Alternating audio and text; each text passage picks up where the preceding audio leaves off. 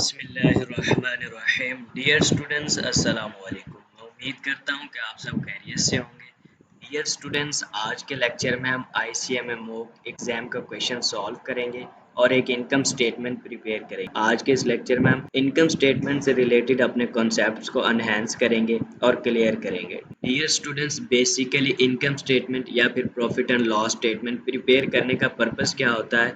हम dear students यही check करना चाहते हैं कि ड्यूरिंग द पीरियड यानी ड्यूरिंग द ईयर हमारी ऑर्गेनाइजेशंस ने रेवेन्यू क्या जनरेट किया है, क्या रेवेन्यू अर्न किया है, और dear students during the period हमारे एक्सपेंसेस क्या अकर हुए हैं। ठीक है, तो उन्हीं दोनों का हम डिफरेंस लेके प्रॉफिट और लॉस फाइंड कर लेते हैं।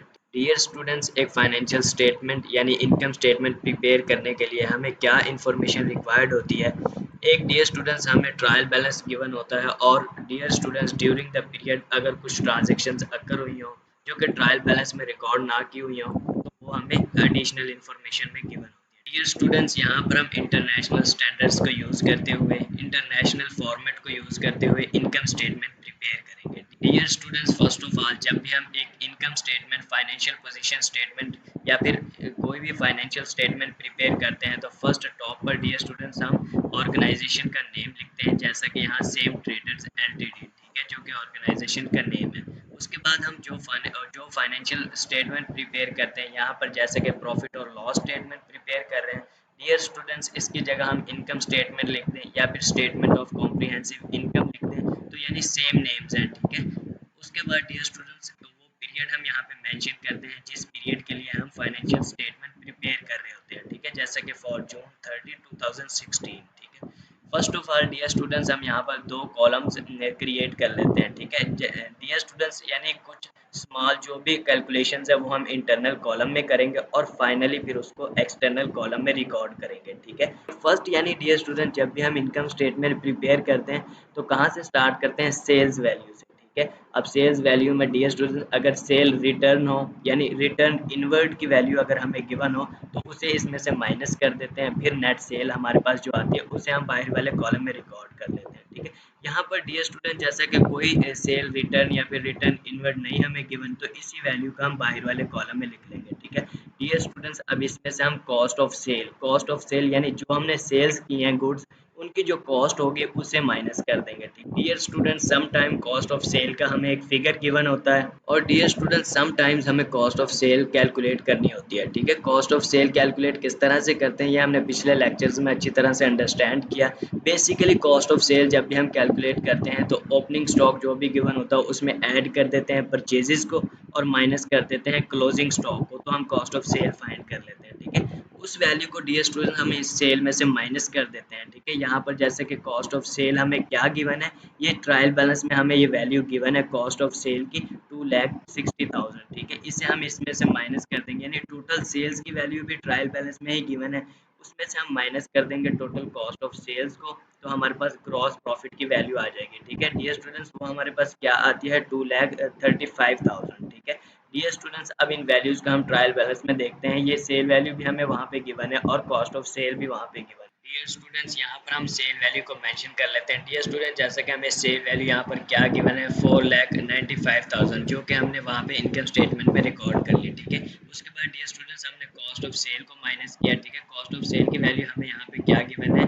डियर स्टूडेंट्स 2,60,000, ये रही हमारे पास कॉस्ट ऑफ सेल। ठीक है, ये भी हमने माइनस कर दी। डियर स्टूडेंट्स हमने टोटल सेल में से कॉस्ट ऑफ सेल को माइनस किया तो हमारे पास ग्रॉस प्रॉफिट आ गया। डियर स्टूडेंट्स उसके बाद अब हम क्या करेंगे? अगर हमें अदर इनकम्स कोई गिवन होगी जैसे कि डिस्काउंट रिसीव्ड, ठीक है, इंटरेस्ट रिसीव्ड, डिविडेंड रिसीव्ड, ये तमाम हमारी अदर इनकम्स हैं। ठीक है, अगर ऐसी कोई ट्रांजेक्शन हमें गिवन होगी तो उसे हम ऐड कर देंगे। और डियर स्टूडेंट्स यहाँ पे जैसे कि ऐसी कोई ट्रांजेक्शन नहीं है तो अब हम अदर एक्सपेंसेस को लेस कर देंगे। ठीक है, अदर एक्सपेंसेस में इन तमाम एक्सपेंसेस को वन बाय वन हम लेस कर देंगे। ठीक है, डियर स्टूडेंट्स फर्स्ट हम अब नीचे एडिशनल इन्फॉर्मेशन को रीड करते हैं और डियर स्टूडेंट्स कैलकुलेशन करते हैं, यानी जो जो एडजस्टमेंट हमें गिवन है उन्हें एडजस्ट करते हैं। तमाम एडजस्टमेंट डियर स्टूडेंट्स एक्सपेंसेस से ही रिलेटेड हमें गिवन है। ठीक, फर्स्ट ट्रांजैक्शन डियर स्टूडेंट जैसे कि क्या गिवन है, प्रीपेड इंश्योरेंस एक्सपायर्ड बाय 4400। ठीक है, यहाँ पर जैसे कि डियर स्टूडेंट्स याद रहे कि ये जो ट्रायल बैलेंस में हमें फिगर्स गिवन होते हैं ये तमाम पेड होते हैं। ठीक है, यानी हम इन तमाम ट्रांजेक्शन्स को पेड कर चुके होते हैं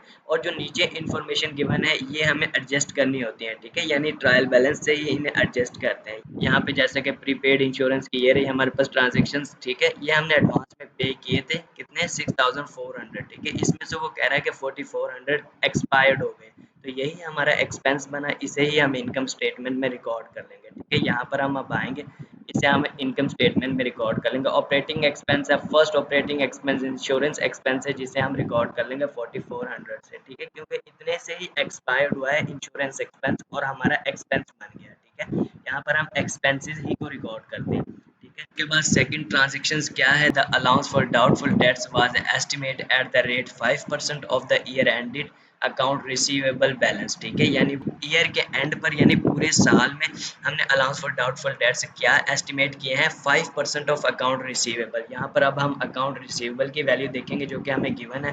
ठीक है, अकाउंट रिसीवेबल की वैल्यू क्या गिवन है, 80,000। ठीक है, उसका 5% हमने एस्टिमेट किया है अलाउंस फॉर डाउटफुल डेट्स। ठीक है, अब इसका हम 5% ले लेंगे, तो ये डियर स्टूडेंट्स ओवरऑल यानी पूरे ईयर के हमने एस्टिमेट किए हैं, यानी 5% इसका लेंगे तो हमारे पास आएगा 4000। ठीक है, 4000 हमने पूरे साल के एस्टिमेट किए हैं। अब हम चेक करेंगे कि ट्रायल बैलेंस में हमने ऑलरेडी कोई अलाउंस फॉर डाउटफुल डेट्स की पेमेंट तो नहीं कर दी। अगर डियर स्टूडेंट्स ट्रायल बैलेंस में हमें कोई ऑलरेडी हमने अलाउंस फॉर डाउटफुल डेट्स की वैल्यू पे कर दी है यानी रिकॉर्ड हुई है, तो उसे हम माइनस कर देंगे इस वैल्यू में से। यानी हमने 80,000 का 5% लिया तो हमारे पास आता है 4000, उसमें से अब हम माइनस कर देंगे। जैसे कि थर्ड ट्रांजेक्शन है क्या है, अलाउंस फॉर डाउटफुल डेट्स। ठीक है, 400। ठीक है, यानी ये 400 हमने ऑलरेडी यानी रिकॉर्ड किए हैं। ठीक है, अलाउंस फॉर डाउटफुल डेट्स की वैल्यू हमने 400 से ऑलरेडी रिकॉर्ड किया है, तो इस वैल्यू को हम माइनस कर देंगे। ओवरऑल 4000 में से इसे माइनस कर देंगे 400 को, तो हमारे पास क्या आता है 3600। ठीक है, अब 3600 को हम रिकॉर्ड करेंगे इनकम स्टेटमेंट में एज एन एक्सपेंस। ठीक है, यहाँ पर अब हम आए, हमने 30 डियर स्टूडेंट्स यहाँ पर अब हम आए, हमने अलाउंस फॉर डाउटफुल डेट्स की वैल्यू 3600 से रिकॉर्ड कर ली। ठीक है, फर्स्ट हमने अकाउंट रिसीवेबल की वैल्यू 80,000 गिवन है, उसका 5% लिया, उसमें से माइनस कर दिया previous allowance for doubtful debts जो कि हमें ट्रायल बैलेंस में गिवन है 400। ठीक है, तो इस तरह हमने अलाउंस फॉर डाउटफुल डेट्स की वैल्यू फाइंड की 3600।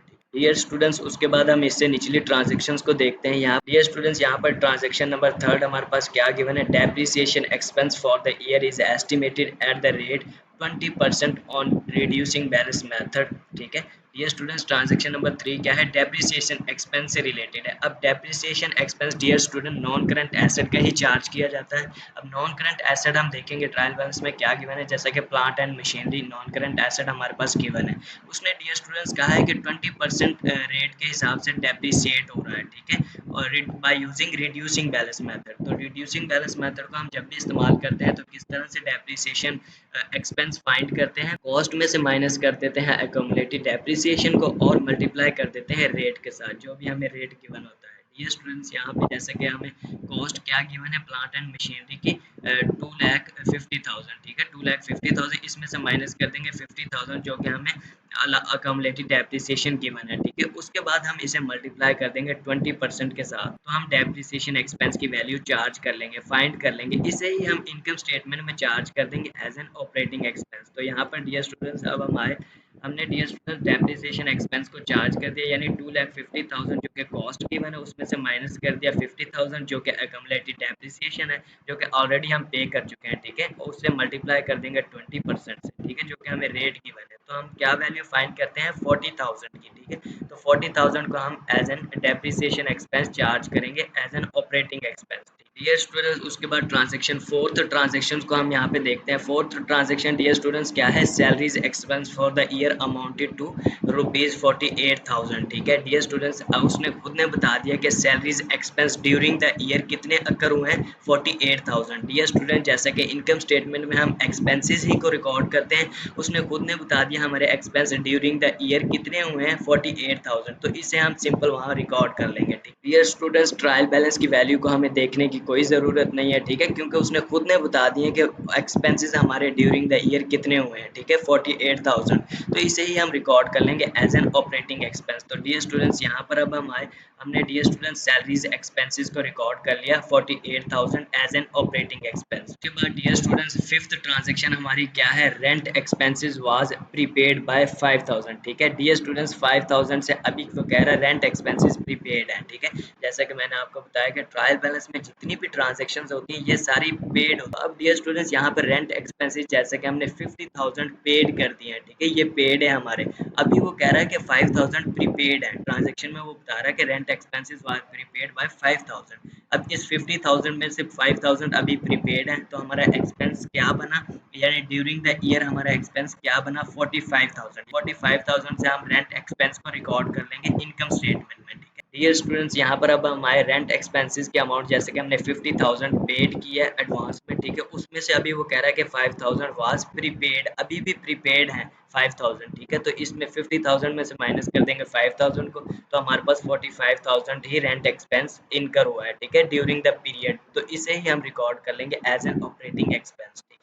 उसके बाद लास्ट ट्रांजेक्शन डियर स्टूडेंट्स क्या है, supplies used during the year वर 27,000, ठीक है, 27,000 हमने यूज़ किए हैं सप्लाईज, ठीक है, ड्यूरिंग द ईयर। तो यही हमारा एक्सपेंस बना। डियर स्टूडेंट्स, यहाँ पर जैसे कि सैलरीज एक्सपेंस से रिलेटेड ट्रांजेक्शन थी, वो भी उसने खुद ने बता दिया था कि ड्यूरिंग द पीरियड यानी पूरे ईयर हमारे 48,000 सैलरीज एक्सपेंस इनकर हुए, एस्टिमेट किए हमने, ठीक है। तो डियर स्टूडेंट, इसी तरह उसने बताया है supplies used during the year वर 27,000, तो हम इसी अमाउंट को हम एज एन एक्सपेंस चार्ज कर देंगे, ठीक है। अब हम इनकम स्टेटमेंट में आए और सप्लाईज एक्सपेंसेस जो कि उसने खुद ने बता दिया 27,000 यानी यूज्ड हुए ड्यूरिंग द ईयर, तो इसी 27,000 को हम चार्ज कर देंगे सप्लाईज एक्सपेंस। ये स्टूडेंट्स, अब हम ट्रायल बैलेंस को एक दफ़ा रीचेक कर लेते हैं, कोई ऐसी ट्रांजैक्शन तो नहीं है जो हमारी रह गई हो, ठीक है। तो डियर स्टूडेंट्स, फर्स्ट हमारे पास कैश की वैल्यू गिवन है जो कि हमारा एसेट है, करंट एसेट है, ये हमारी इनकम स्टेटमेंट से रिलेटेड नहीं है ट्रांजैक्शन, ठीक है। उसके बाद अकाउंट रिसीवेबल्स की जो एडजस्टमेंट हमें करनी थी, यानी अलाउंस फॉर डाउटफुल डेट्स के लिए, वो हमने कर दी, ठीक है। उसके बाद अलाउंस फॉर डाउटफुल डेट्स को भी हमने एडजस्ट कर लिया और फिर प्रीपेड इंश्योरेंस को भी हमने एडजस्ट कर लिया। यहाँ पे जैसा कि फर्स्ट ही ट्रांजेक्शन प्रीपेड इंश्योरेंस से रिलेटेड थी, वो भी हमने एडजस्ट कर ली। उसके बाद प्लांट एंड मशीनरी, ठीक है, plant and machinery dear students एक नॉन करंट एसेट है, तो हमने डेप्रिसिएशन चार्ज करनी थी जो कि हमने एडजस्ट कर ली, ठीक है। यहाँ पर प्लांट एंड मशीनरी की ही डेप्रिसिएशन एक्सपेंस को रिकॉर्ड करना था इनकम स्टेटमेंट में, जो कि हमने कर लिया, ठीक है। उसके बाद अकाउंट पेबल्स हमारी एक करंट लायबिलिटी है, इसको हम फाइनेंशियल पोजीशन स्टेटमेंट में रिकॉर्ड करते हैं, ठीक है। उसके बाद सेल्स हमने रिकॉर्ड कर ली, ठीक है, जो कि सेल्स की वैल्यू 4,95,000 थी, वो भी हमने रिकॉर्ड कर ली। उसके बाद कॉस्ट ऑफ सेल को भी हमने रिकॉर्ड कर लिया, ठीक है। डियर स्टूडेंट्स, उसके बाद सैलरीज एक्सपेंसेस को भी हमने रिकॉर्ड कर लिया, ठीक है। और रेंट एक्सपेंसेस जो कि हमें नीचे ट्रांजैक्शन भी गिवन थी, वो भी हमने एडजस्ट कर लिए। उसके बाद सप्लाईज एक्सपेंसेस लास्ट में गिवन है, वो भी हमने एडजस्ट कर लिया, ठीक है। डियर स्टूडेंट्स, यानी तमाम वैल्यूज़ को हमने एडजस्ट कर लिया। अब हम टोटल कैलकुलेट करते हैं और नेट प्रॉफिट और लॉस फाइंड करते हैं। डियर स्टूडेंट्स, यहाँ पर आए, अब हम इन तमाम वैल्यूज़ का टोटल कैलकुलेट कर लेते हैं। तो हमारे पास यानी टोटल ऑपरेटिंग एक्सपेंसेस कितने आते हैं, टोटल ऑपरेटिंग एक्सपेंसेस की वैल्यू हमारे पास आती है 1,68,000, ठीक है। यानी इन तमाम का टोटल हमारे पास क्या आता है, 1,68,000। डियर स्टूडेंट्स, अब इस वैल्यू का हम माइनस कर देंगे ग्रॉस प्रॉफिट में से, तो हमारे पास क्या आता है, profit before interest and tax, ठीक है। डियर स्टूडेंट, जैसे कि हमारे पास क्वेश्चन में इंटरेस्ट या फिर टैक्स से रिलेटेड कोई ट्रांजेक्शन नहीं गिवन, तो डियर स्टूडेंट्स यहाँ पर जैसे कि हम क्या पे कर रहे हैं, इंटरेस्ट 0 पे कर रहे हैं। अगर डियर स्टूडेंट्स यहाँ पर हम कोई इंटरेस्ट की वैल्यू पे कर रहे होते तो उसे हम इसमें से माइनस कर देते, ठीक है, फिर हमारे पास आ जाता प्रॉफिट बिफोर टैक्स। और फिर डियर स्टूडेंट्स, लास्ट में हम टैक्स की वैल्यू को भी पेड जो भी कर रहे होते तो वो भी हम माइनस कर देते, तो हमारे पास फिर dear students net profit calculate होकर आ जाता है, ठीक है। नेट प्रॉफिट को हम प्रॉफिट आफ्टर टैक्स भी कहते हैं, ठीक है। डियर स्टूडेंट्स, इस तरह से हम कुछ रूल्स एंड रेगुलेशंस को फॉलो करते हुए इनकम स्टेटमेंट प्रिपेयर करते हैं बाय यूजिंग इंटरनेशनल स्टैंडर्ड्स को। डियर स्टूडेंट्स, अगर आज के इस लेक्चर से रिलेटेड आपके माइंड में कोई भी क्वेश्चंस हो, किसी भी पॉइंट पर कोई मिसअंडरस्टैंडिंग हो, यानी कोई भी पॉइंट आपको समझ ना आया हो, आप कमेंट्स के थ्रू हमसे पूछ सकते हैं। डियर स्टूडेंट्स, अपनी राय हमारे साथ ज़रूर शेयर कीजिएगा। डियर स्टूडेंट्स, अगर आज की वीडियो आपको पसंद आई हो तो लाइक कीजिएगा, शेयर कीजिएगा और सब्सक्राइब कीजिएगा। डियर स्टूडेंट्स, हमें नेक्स्ट वीडियो तक इजाज़त दीजिए। अपना बहुत सारा ख्याल रखिएगा। Thank you so much.